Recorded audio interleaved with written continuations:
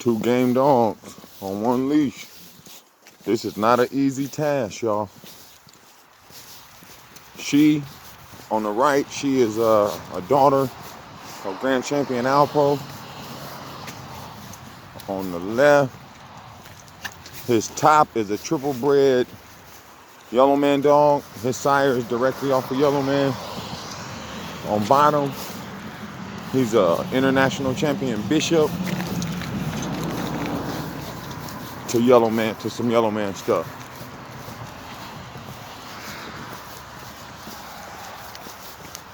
They both have great attitude. I'm able to do this because I know what I'm doing. God damn. They're working the shit out of my arm, dog. Come on.